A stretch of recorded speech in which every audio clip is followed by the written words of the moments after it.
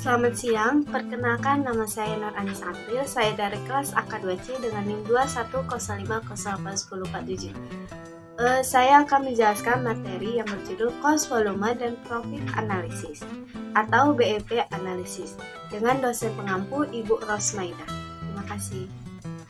Baiklah, bagian yang akan saya jelaskan itu terdiri dari pengertian CPP, kemudian ada komponen analisis CPP, kemudian ada hal yang perlu diperhatikan dalam analisis CPP, kemudian ada fungsi dari CPP dan tujuannya, kemudian ada asumsi dasar dari analisis cost volume atau CPP. Selanjutnya yaitu ada keterbatasan analisis cost volume profit atau CPP.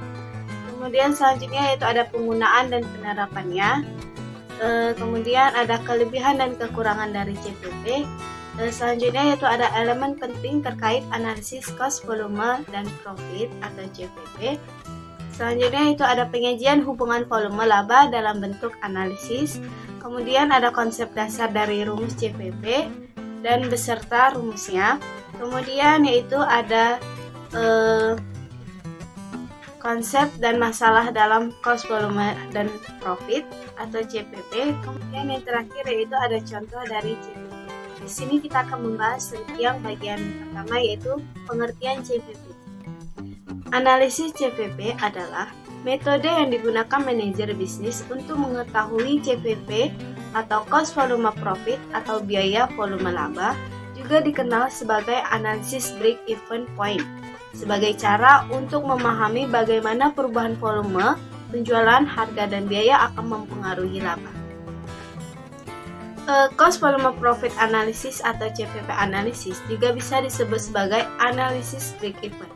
Yang dimaksud analisis break-even ini adalah cara bagi perusahaan untuk menentukan bagaimana perusahaan biaya baik variabel maupun tetap dan volume penjualan mempengaruhi laba perusahaannya.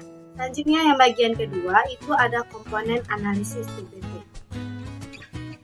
Ada beberapa komponen yang berbeda untuk bersama-sama membentuk analisis CPP. Komponen-komponen ini melibatkan berbagai perhitungan dan rasio yang akan diuraikan lebih rinci dalam panduan ini.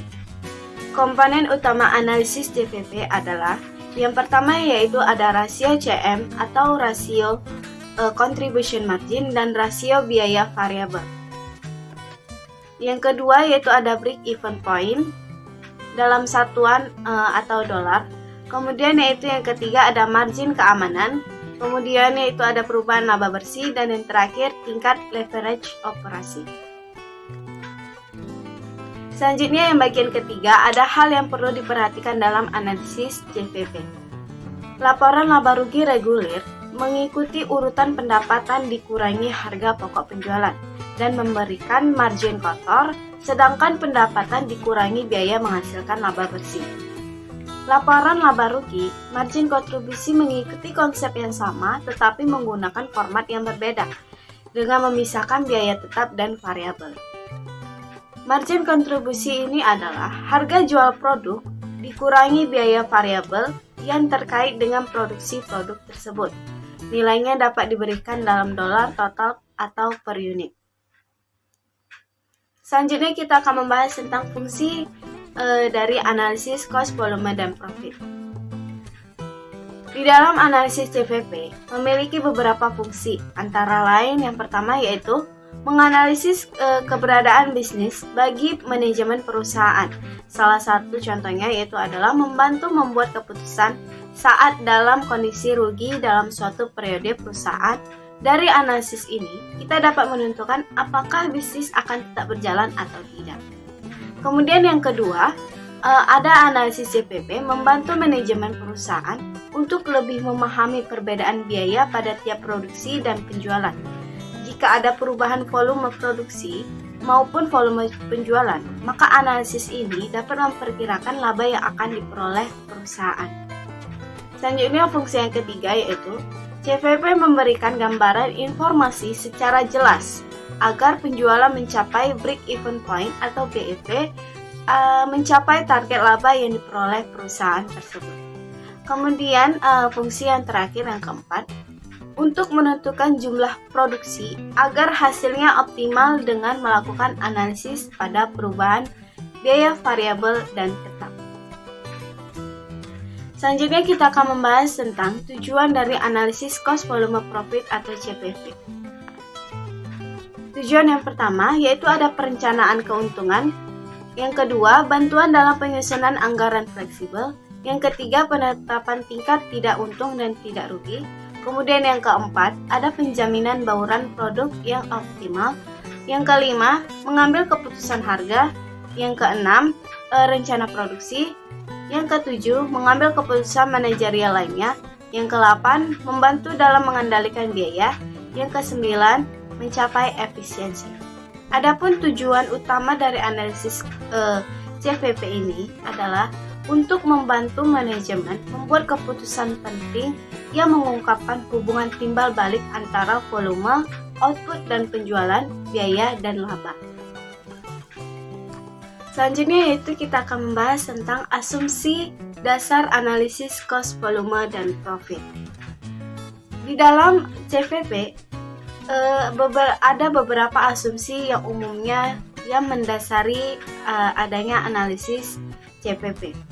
Yang pertama yaitu ada harga jualnya tetap, yang merupakan harga produk atau layanan tidak akan berubah seiring perubahan volume. Yang kedua, biaya bersifat linear dan dapat secara akurat dibagi menjadi elemen variabel dan elemen tetap. Elemen variabel adalah konstan per unit dan elemen tetap adalah konstan secara total seluruh rentang yang relevan.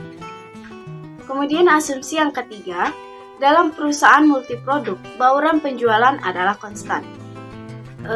Asumsi yang keempat, di perusahaan manufaktur, persediaan tidak berubah. Jumlah unit yang diproduksi sama dengan jumlah unit yang terjual. Selanjutnya kita akan membahas tentang keterbatasan analisis CVP. Meskipun dianggap sebagai alat penting untuk pengembalian keputusan dan perencanaan analisis cost volume profit, teknik ini memiliki keterbatasan sebagai berikut. Yang pertama, biaya tetap tidak selalu tetap. Yang kedua, hubungan proporsional antara biaya variabel dan volume output tidak selalu efektif. Kemudian yang ketiga, harga jual satuan tidak selalu konstan. Yang keempat, tidak cocok untuk perusahaan multiproduk. Yang kelima, mengabaikan pengaruh faktor lain terhadap biaya dan laba. Yang keenam, kehadiran inventaris. Yang ketujuh, tidak efektif dalam jangka panjang. Yang kedelapan, lebih menekankan pada penjualan. Dan yang kesembilan, sebuah alat statistik. Selanjutnya yaitu, kita akan membahas tentang penggunaan dan penerapan analisis cost volume profit atau CVP. Yang pertama, kebijakan penjualan dan harga. Yang kedua, penentuan laba yang dihasilkan dari setiap volume penjualan tertentu. Yang ketiga, analisis pengaruh perubahan harga jual. Yang keempat, pengaruh perubahan campuran produk. Yang kelima, volume penjualan tambahan diperlukan untuk mendukung pengeluaran tambahan. Yang keenam, harga terendah di mana bisnis dapat diterima untuk memanfaatkan fasilitas dan menyumbangkan sesuatu terhadap laba bersih. Yang ketujuh, produk tertentu ditekankan untuk mencerminkan laba bersih tinggi. Yang kedelapan, masalah keuangan dan produksi. Yang kesembilan, interpretasi anggaran yang diusulkan atau alternatif dan pengaruh biaya yang disarankan dan perubahan lain ketika tujuan tidak memuaskan manajemen. Di dalam perusahaan, analisis CPP dapat memperoleh beberapa kelebihan. Yang pertama yaitu analisis CPP didasarkan pada asumsi bahwa semua biaya dapat dipisahkan menjadi bagian yang variabel dan bagian yang tetap. Dan bahwa total biaya tetap adalah konstan sepanjang rentang analisis dan total biaya variabel berubah secara proporsional terhadap perubahan dalam volume. Yang kedua, penjualan yang jatuh di bawah titik impas akan mengakibatkan perusahaan rugi.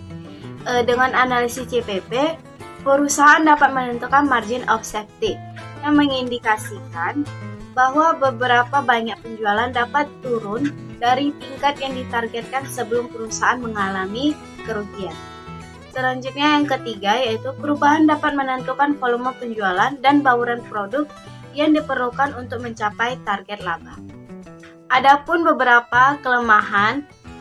Yang pertama, data untuk analisis CPP tidak dapat diambil langsung dari laporan laba rugi berdasarkan perhitungan biaya penyerapan penuh karena dampak dari aktivitas atas biaya tidak dapat ditentukan secara langsung. Kemudian kelemahan yang kedua, adanya ketidakpastian yang signifikan pada analisis CPP, yaitu dari faktor-faktor model CPP, harga tingkat penjualan yang diharapkan, biaya variabel dan biaya tetap, sehingga manajer enggan mengambil resiko tersebut. Selanjutnya kita akan membahas elemen yang terkait dari cost, volume, dan profit atau CPP. Yang pertama yaitu ada harga produk sama dengan harga yang ditetapkan dalam suatu periode. Yang kedua, volume atau tingkat aktivitas sama dengan besarnya produk yang dihasilkan. Kemudian yang ketiga yaitu ada biaya variabel per unit sama dengan besarnya biaya produk yang dibebankan.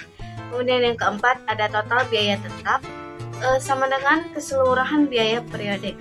Kemudian yang kelima yaitu ada bauran volume produk yang dijual sama dengan proporsi volume relatif yang akan dijual.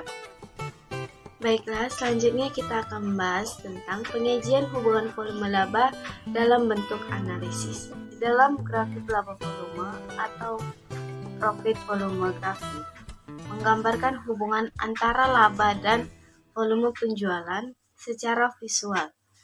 Grafik laba volume merupakan grafik dari persamaan laba operasi atau laba operasi sama dengan harga dikali unit dikurang biaya variabel per unit dikali unit dikurang biaya tetap.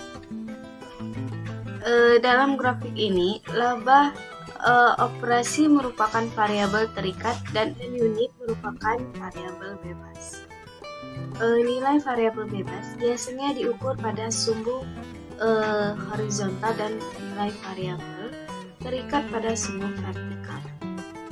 Selanjutnya yaitu ada grafik biaya volume laba. Grafik biaya volume laba atau cost volume profit graph menggambarkan hubungan antara biaya, volume, dan laba. Untuk mendapatkan gambaran yang lebih terperinci, perlu dibuat grafik dengan dua garis terpisah, garis total pendapatan, garis total biaya. Tiap-tiap garis ini mempunyai dua persamaan berikut, yaitu pendapatan sama dengan harga dikali unit. Kemudian total biaya sama dengan biaya variabel per unit dikali unit, ditambah biaya tetap. Selanjutnya kita akan membahas tentang rumus dari CPP. Analisis CPP dirumuskan dari konsep perhitungan sederhana. Laba dihitung dari pengurangan antara total pendapatan atau total dan pendapatan dan biaya total atau total biaya. Dengan rumus profit sama dengan total revenue dikurang total cost. Profit sama dengan price dikali quantity dikurang variable cost dikurang fixed cost. Profit sama dengan P dikali Q dikurang VC dikali Q dikurang FC. Pada kondisi break even, profit sama dengan 0. Maka profit sama dengan P dikali Q dikurang VC dikali Q dikurang FC sama dengan 0. P dikurang VC dikali Q sama dengan FC. Q sama dengan FC per P dikurang VC. Dengan keterangan P sama dengan harga, VC sama dengan biaya variabel per unit, dan FC sama dengan biaya tetap. Selanjutnya kita akan membahas tentang konsep dan masalah dalam cost, volume, dan profit.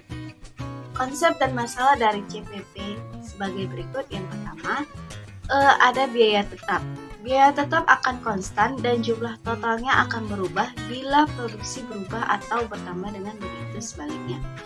Kemudian yang kedua yaitu ada biaya variabel. Biaya yang secara total meningkat secara proporsional terhadap peningkatan dalam aktivitas dan menurun secara proporsional terhadap penurunan aktivitas. Selanjutnya yaitu ada contoh laporan laba rugi dari analisis cost, volume, dan profit.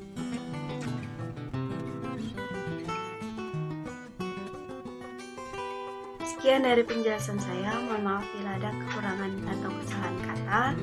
Selamat siang dan terima kasih.